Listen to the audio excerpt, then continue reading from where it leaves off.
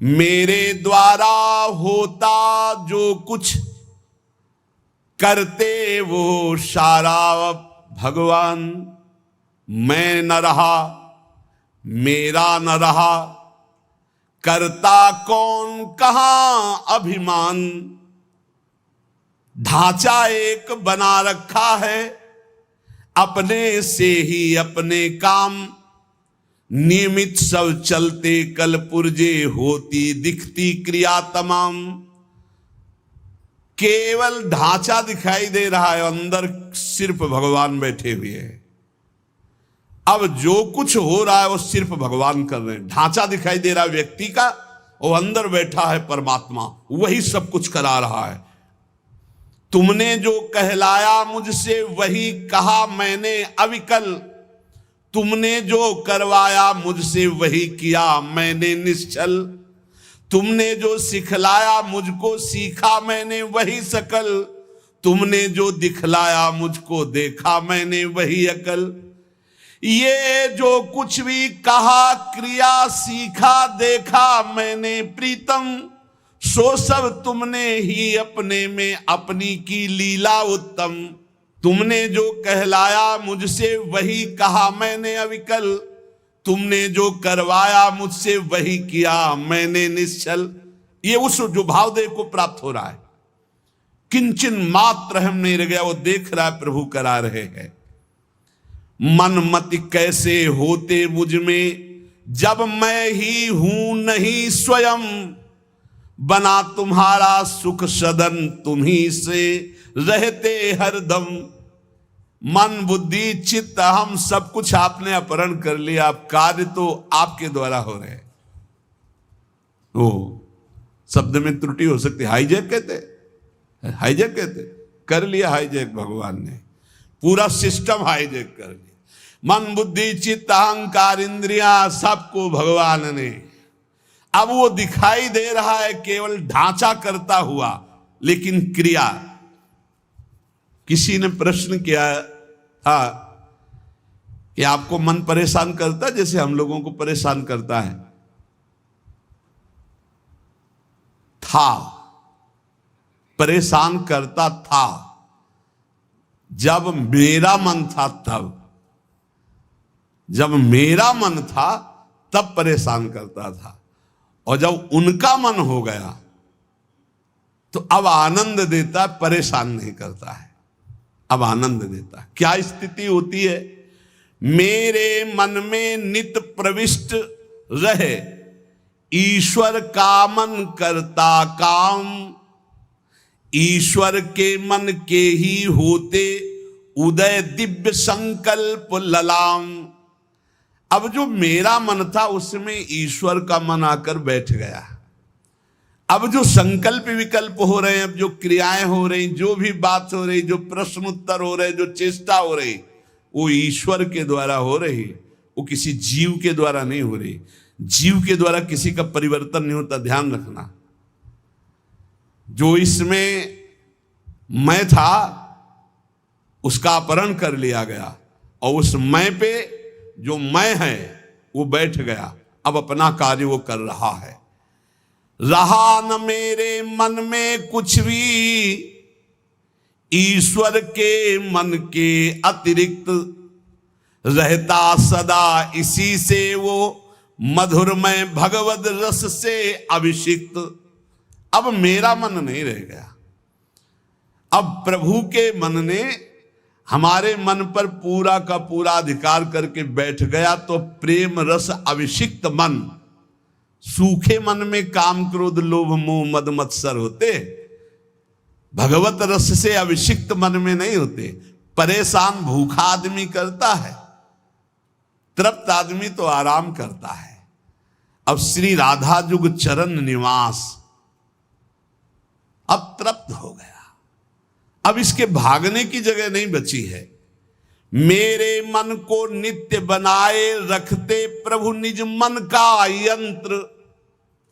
करते उससे अपने मन की मनमोहन वे परम स्वतंत्र। रहा न कोई मुझ में करने वाला अब शुचि असुचि विचार। अंतर्द्वंद मिट गए सारे, मिटे मोह के सभी विकार। एक ने कहा कि हमने आपको जान लिया।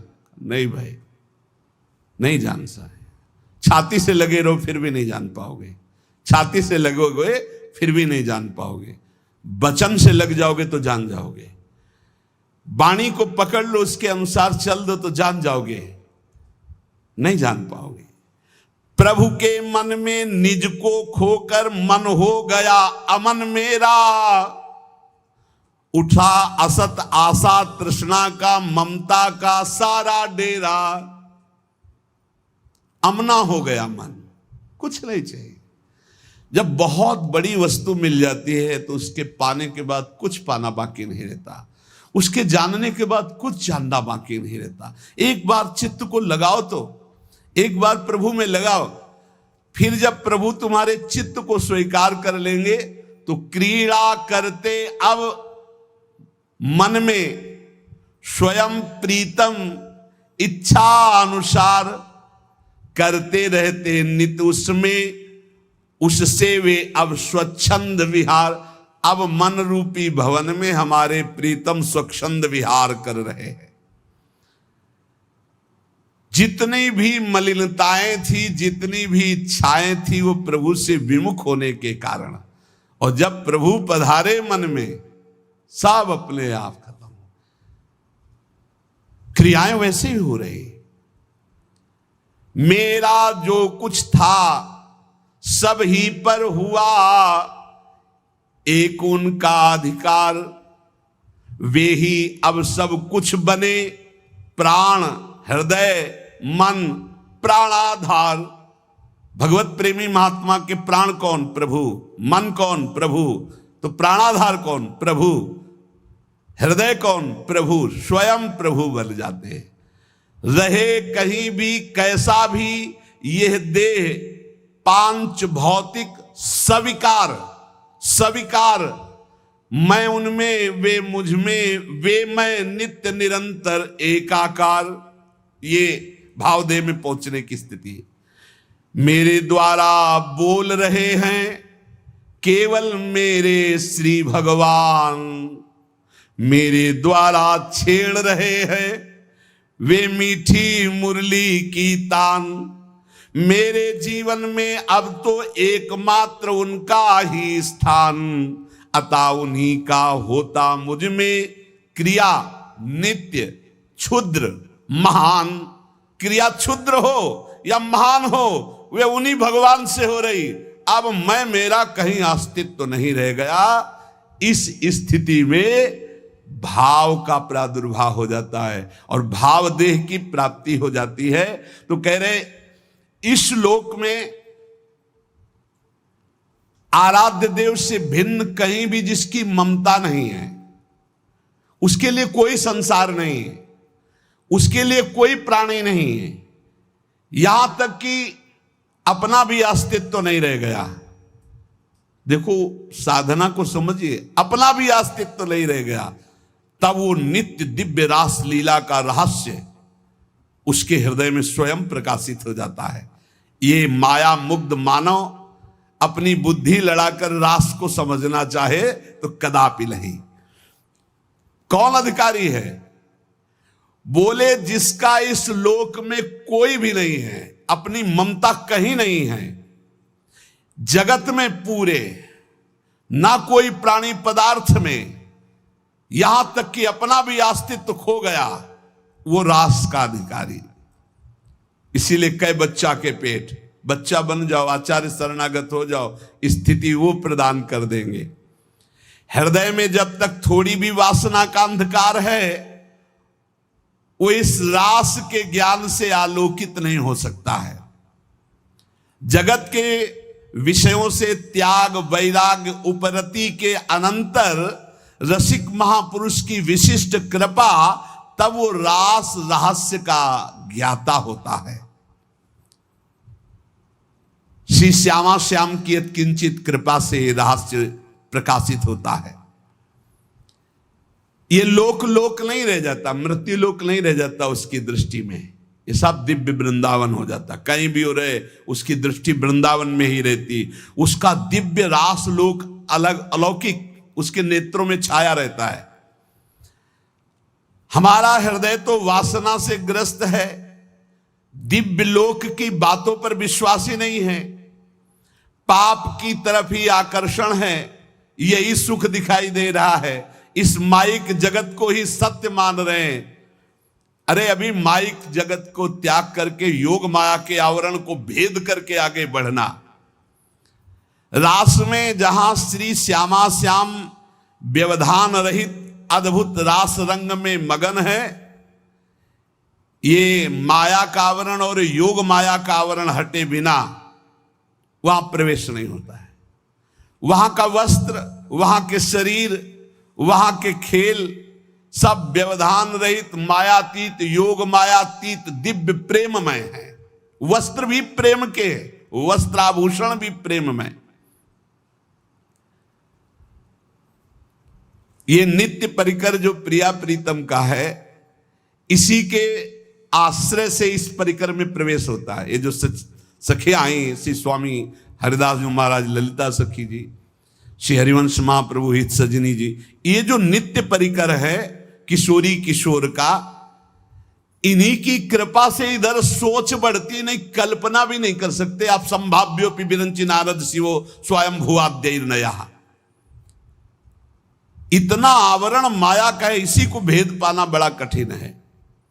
देखो उस दिन कह रहे थे काल के भी महाकाल जिनकी सेवा में रहते हैं, यहां लिखा है जहां काल के भी महाकाल नित्य कालातीत प्रभु दैन्य भाव लिए हुए विराजमान हैं। दैन्य भाव, यद्यपि सकल लोक चूड़ामणि दीनपन पो माने, प्रीति की रीति रंगीलो ही जाने। इस खेल में, प्रेम पथ में, रास रस में, माया की गोद में बैठ करके और इसको समझना चाहे असंभव। बिना ब्रजरज का सेवन किए, बिना ब्रजरज उपासक रसिकों का संग किए हम सोच भी नहीं सकते कैसे रास का क्या स्वरूप है। जब किसी रसिक महापुरुष का आलिंगन प्राप्त हो, आलिंगन का तात्पर्य तुरंत बाहरी भाव में आता है कि वो हमको गले से लगा ले, लेकिन यहां इस आलिंगन की बात नहीं कह रही, तदात्म की बात। आप में समा गए, कोई रसिक महापुरुष आप पर कृपा करे और हृदय से आपके हृदय का आलिंगन कर ले, और आप पूर्ण त्रिभुवन में काम विजयी हो जाएं। कोई त्रिभुवन में मृत्युलोक की सुंदरता, क्या देव गंधर्व लोक की भी सुंदरता, ब्रह्मलोक की भी सुंदरता आपको आकर्षित न कर पावे। इस कोटि का वैराग्य जहां यत किंचन मात्र ब्रह्मलोक तक का कोई भी भोग आकर्षण न पैदा कर पावे, वो इस मलिन माया को पार करके ठीक उस रास लीला परम धाम की तरफ जाने का अधिकारी होता है। कितनी ऊंचाई चाहिए, इसीलिए बच्चा बन जाओ। बहुत ऊंचे नहीं बन पाओगे, बच्चा बन जाओ। साधारण मानव समाज अपने धर्म में तो चल नहीं पा रहा, वर्णाश्रम धर्म की तो बात ही दूर हो गई, वैदिक सिद्धांतों तक तो पहुंच ही नहीं हो रही है।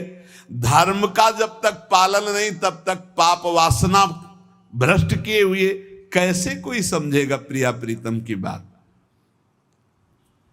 इसीलिए बड़े भाग्यशाली हैं अपने लोग जो प्रिया प्रीतम की बात कथन सुन। ये सब महामहिम बातें ये सुनने को नहीं मिलेंगी, नहीं मिलेगी। आजकल श्रवण कथन का स्वरूप ही बदलता चला जा रहा है, एक उपहास, एक मनोरंजन, एक ऐसा। ये जो मायाकृत है, कैसे जानेंगे रास, कैसे जानेंगे भगवान की प्रेम विलास को। अरे भक्त तो धर्म राज्य, वैदिक सिद्धांत राज्य, यहां तक कि मोक्ष पदवी से ऊपर उठा हुआ प्रेम राज्य में जब पहुंचता, तब यह दिखाई देता है रास क्या है, राधा कृष्ण का स्वरूप क्या है। भावलीला में मानवीय कर्म चेष्टा का प्रवेश ही नहीं है। ये मानव जगत आदर्श के शिखर तक मानव कर्म पहुंचते हैं, रासलीला में नहीं। ये रासलीला भाव लीला है, ये भाव देह से होती है। जैसे ब्रज में जो रास हुई, जब भगवान श्री कृष्ण की बंसी बजी तो सब गोपियां भगवान श्री कृष्ण के समीप पहुंची। तो हर गोपी अपने पति के पास सोई हुई थी, जहां जो जैसी थी व्यवस्था में। शरीर से एक भी गोपी नहीं गई। पूज्य महाराज भाई जी महाराज कह रहे, गोपी अपने अपने पति पुत्रों के पास थी। मानव देह मानव के पास था और भाव देह चिदानंद में दिव्य रूप से वो भगवान के समीप गई, रास में सम्मिलित हुई। ये स्थूल सूक्ष्म कारण देह नहीं थे, भाव देह चिदानंद में स्थिति गोपी की। चिन्मय देह भाव देह में दिव्य अलौकिकता होती, उसमें स्त्री पुरुष के चिन्ह ये सब भाव नहीं होते। इस माया देह को वहीं छोड़ दिया था अपने अपने घरों में, और सब भाव देह से पहुंची हुई थी। पूज्य भाई जी महाराज इसमें लिखे, आत्माराम श्री कृष्ण का आलिंगन आत्मा से होता, देह से नहीं। वो आत्मदेह स्वरूपा गोपांगनाएं थी। इसलिए प्रभु को जो रास विलास में तो कहा स्व प्रतिबिंब विभ्रमा, जैसे बालक अपने प्रतिबिंब से खेलता है, अर्थात सब श्री कृष्णमयी चिदानंद देहधारी गोपियां थी, कोई लौकिक स्त्रियां नहीं थी। जब ब्रज रास को ही नहीं समझ पा रहे हैं तो नवनिभृत निकुंज का रास ये भावुक जनों का विषय है, ये कल्पना का लोक नहीं है, ये परात्पर प्रेम का दिव्य लोक है। इसलिए हमारी प्रार्थना उन प्रेमी उपासकों से है कि ऐसे बहिर्मुख जनों का, ऐसे बहिर्मुख व्यवहार का, ऐसे बहिर्मुख वार्ता का त्याग करके अपने भाव को बचाते हुए बहुत ऊंचाई पर प्रभु ने घसीट लिया है प्रिया प्रीतम की उपासना। तो सिर्फ श्यामा श्याम का नाम, श्यामा श्याम के रूप, श्यामा श्याम की लीला, श्यामा श्याम के गुणों का गायन करते हुए संसार की लोक परलोक की कोई परवाह न करते हुए, किसी की समालोचना का ये विषय नहीं, ये अपने हृदय के भाव का विषय है। तो जैसा आचार्य गुरुदेव ने उपदेश किया वैसा हम आगे बढ़ते रहे। पूज्य श्रीपाद प्रबोधानंद जी महाराज, यदि आपको वृंदावन का वास मिल गया है, वृंदावन आने को मिल गया है, अब यहां आपको कोई कटुवचन बोलता है, आपके साथ दुर्व्यवहार करता है, तो आपको पवित्र किया जाता है। ये भाव राज्य है, इसमें स्थूल से सूक्ष्म, सूक्ष्म से सूक्ष्मतर और सूक्ष्मतर से सूक्ष्मतम में प्रवेश होता है। ये दिव्य भावना का लोक है। स्थूल सूक्ष्म कारण भाव चिन्मय, 5 भेद है। पहले स्थूल भाव बनता है, कैसे? शरीर से प्रकट सेवा में खूब तन्मयता, शरीर से जैसी आज्ञा हुई जहां हमें खड़ा कर दिया गया वही शरीर प्रधान। फिर अंतर में घुसता है, अंतःकरण प्रधान, सूक्ष्म शरीर, चिंतन प्रधान। अब बाहर की क्रियाएं तो पहले से ही संयमित हो चुकी है, अब जैसी गुरु आज्ञा वैसा अंदर चिंतन प्रधान। फिर कारण स्वभाव प्रधान हो गया, या जो पर्यो मोहि सहज स्वभाव, श्री हरिवंश नाम रस चाओ, श्रुतौ राधिका कीर्तिरंता स्वभावे। अब उसका स्वभाव बन गया भगवत लीला गाना, भगवत लीला सुनना, भगवत नाम जप करना, भगवत कीर्तन करना, भगवत सेवा करना। तब प्रकट होता है भाव। स्थूल सूक्ष्म कारण तीनों का परिवर्तन जो कर दे उसका नाम भाव। भाव के आगे चिन्मय देह की प्राप्ति होती है, जिसे भाव देह कहते हैं। ये बड़ा विलक्षण होता है, न स्थूल होता है, न सूक्ष्म होता है, न कारण होता है, न यातना देह होता है, न देव देह होता है, न स्वाप्निक देह होता है। एक अलौकिक चिन्मय भाव देह है। ये नित्य, जैसे प्रिया प्रीतम वैसा ये नित्य है चिन्मय देह। ये देह केवल कहने मात्र को ये शुद्ध भगवत स्वरूप है। इसमें देह जनित कुछ नहीं है, हड्डी मांस या पुरुष स्त्री के चिन्ह ये सब नहीं है भाव देह में। अब आप विचार कीजिए, ये जो लीलाएं हैं ये चिन्मय देह से हो रही है, जहां ना स्त्री चिन्ह है ना पुरुष चिन्ह है। ना रक्त है, न मांस है, न मज्जा है, न हड्डी है, न विकार है। निर्विकार चिदानंद चिन्मय देह। कैसे जानोगे? कैसी रास हो रही है? यहां देह और देही का भेद नहीं, जैसे आत्मा अलग है, देह अलग है। यहां माया का पर्दा नहीं है, यहां बहिरंग प्रकृति का प्रवेश नहीं है, यहां अंतरंगा योग माया का भी प्रवेश नहीं है। यहां माया की चादर डालकर भगवान नहीं खेलते, यहां खुला खेल हो रहा है चिदानंद में। जैसे यहां तो माया की चादर पड़ी हुई, पहले देह फिर अंदर बैठा हुआ चिदानंद तत्व है, उसे कोई बिरला ज्ञानी जानता। समात्मा सुदुर्लभा वासुदेवा सर्वमिति। इस चिन्मय भावदेह की जब प्राप्ति होती है तो केवल प्रिया प्रीतम के मिलन आनंद की व्यवस्था करना और उसी आनंद में पूर्णानंद में डूबना। जैसी हरिवंश लाल ललना मिली तो हियो सिरावत मोर, चिदानंद भावदेह से चरी। इसमें जो चरम सुख है उसके आगे मोक्ष सुख कड़ुआ लगता है। यह रहस्य तभी खुलता है जब दिव्य लीला राज्य के भावरस में डूबे हुए किसी भावुक महापुरुष की शरणागति मिल जाए और उनकी बताई हुई उपासना के क्रम से स्थूल शरीर, सूक्ष्म शरीर, कारण शरीर, तीनों से परे भाव, भाव से भी गाढ़ भाव दे चिदानंदमय की प्राप्ति, तब इस लीला में प्रवेश हुआ। प्रभु की प्राप्ति के अनेकों निश्चित मार्ग सत्य हैं जो मोक्ष प्रदान करते हैं, प्रेम भी प्रदान करते हैं, परंतु ये कुछ विलक्षण है। लीला संदोह में प्रवेश करने के लिए सखी भावापन्न होना ही पड़ेगा। देखो, जब नारद जी ने हठ किया कि मुझे आपकी ब्रज लीला रास देखना है, तो उनको नारद जी से गोपी बनना पड़ा। अर्जुन जी को भी गोपी बनना पड़ा। भगवान शंकर जी ने जब चाहा तो इनको भी गोपी बनना पड़ा। ब्रज लीला के रास में अर्जुन को, नारद जी को, भगवान शंकर को गोपी बन करके प्रवेश दिलाया। लेकिन नवनिवृत्त निकुंज में तो सहचरी भाव के बिना प्रवेश। तीन गोपिन ते दुर्लभ माई, नित्य विहार सहज सुखदाई।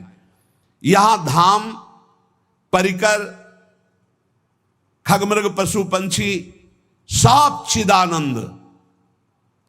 यहां दो नहीं, सब एक है।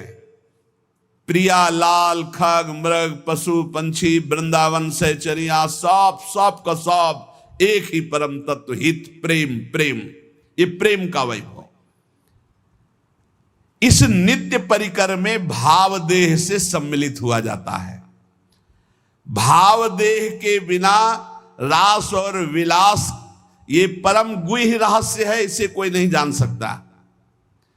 ये तर्कों के द्वारा, विद्वता के द्वारा, शास्त्रों के द्वारा प्रमाणित नहीं किया जा सकता, क्योंकि जितने प्रमाण दोगे सब योग माया के अंतर्गत होंगे।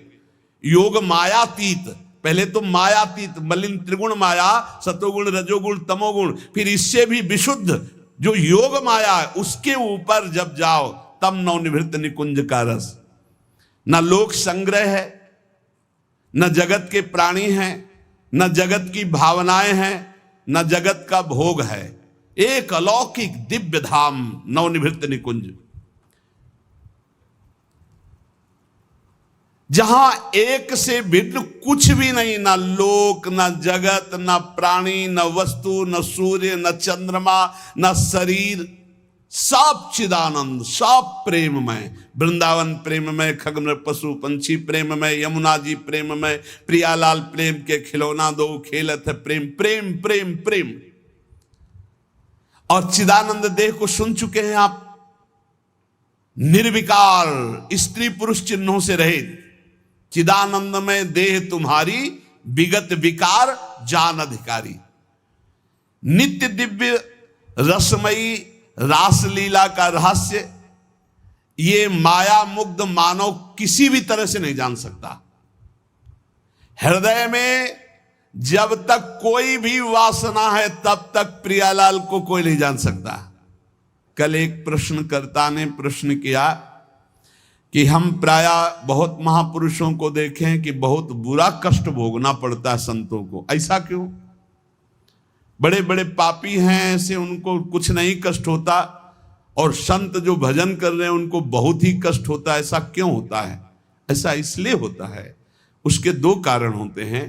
पहला तो इतने करुणा में होते हैं कि वो अपने जनों के आगामी प्रारब्ध को देख लिया और वो जान भी नहीं पाया और प्रारब्ध को घसीट कर अपने शरीर पे डाल लिया और भोग लिया।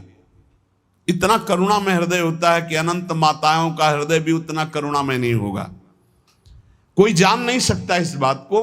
वो देखा कि हमारे अमुक जन पर प्रारब्ध का आक्रमण होने वाला है, तो प्रारब्ध तो मिटाया नहीं जा सकता, भोगा जा सकता है, तो आओ हम भोगने के लिए तैयार हैं, और वो उनके प्रारब्ध को ले लेते हैं। दूसरा, अनंत जन्मों का हिसाब बराबर होना है, भगवत प्राप्ति होनी। अब आखिरी जन्म है तो जो हिसाब है अनंत जन्मों का, पहाड़ का पहाड़ जमा था, छोटा छोटा भोग भोगते हुए, तो उनको लगता है कि जो संत महात्मा उनको बहुत कष्ट है। बिल्कुल कष्ट नहीं है, केवल प्रारब्ध भोग की लीला। वो दो प्रकार की, एक करुणा करके अपने जनों के प्रारब्ध को ले लेना, एक दूसरा अपने अनंत जन्मों के प्रारब्ध को भोग कर पवित्र होकर भगवान के धाम जाना। दूसरा, जो पापात्मा जन है उनके जो वर्तमान के पाप हैं और पूर्व के पुण्य उनके काम कर रहे हैं, इसलिए उनको कष्ट नहीं दिखाई दे रहा। लेकिन जब पूर्व का पुण्य समाप्त हो जाएगा, वर्तमान का पाप और पूर्व का पाप लगे, तब उनकी दुर्गति हो जाएगी। तो ऐसे ही जब हम धाम में या नाम जपने में या भक्ति में चलते हैं तो लोग हमारा उपहास करते हैं, लोग हमें कटु वचन बोलते हैं, उनको द्वेष होता है भक्तों से, वो निंदा करते हैं। तो दुर्वाच्यानि सहस्रशा परिभवान नीचै कृतान कोटिशो। करोड़ों प्रकार से कोई हमें दुर्वचन कहे तो भी हमको चुप रहना है। क्यों चुप रहना? हमें अपना काम बनाना है। वो दुर्वचन बोलेगा, हमारे पाप नष्ट हो जाएंगे, हृदय में जलन होगी ना, तो हमारा हृदय पवित्र होगा। हृदय भगवान के लिए सुंदर महल है, सुंदर निकुंज है।